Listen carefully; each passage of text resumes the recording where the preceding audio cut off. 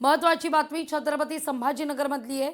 छत्रपती संभाजीनगरमध्ये महापौर पदाचं आरक्षण खुल्या प्रवर्गाचं जाहीर झालं आणि त्यामुळे शहराच्या 23व्या महापौर निवडीकडे सगळ्यांचंच लक्ष आहे।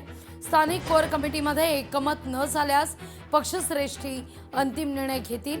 ऐनवेळी चर्चेत नसलेली नावं ही पुढे आणत धक्कातंत्र वापरण्याची शक्यता नाकारता येत नाही, अशी माहिती अतुल सावे यांच्याकडून देण्यात येते।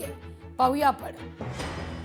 आमच्याकडे भारतीय जनता पार्टीकडे अनेक ओपन मधले आमचे नगरसेवक निवडून आलेले आहेत, त्यामुळे आम्हाला तशा कुठल्याही प्रकारची अडचण येणार नाही कुठली।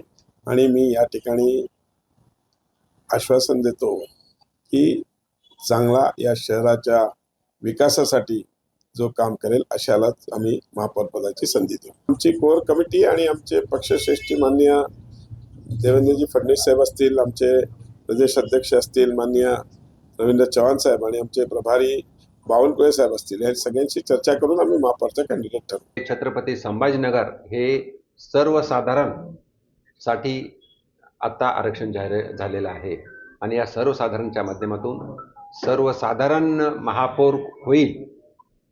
त्यासाठी आम्ही आता लवकरच माननीय प्रदेशाध्यक्ष रवींद्र चव्हाण साहेब असतील, आमचे प्रभारी बावनकुळे साहेब असतील आणि आमचे महाराष्ट्राचे लोकनेते माननीय देवेंद्रजी फडणवीस साहेब हे सर्वजण बसून ठरवतील महापौर कोण करायचा आणि त्याप्रमाणे महापौर।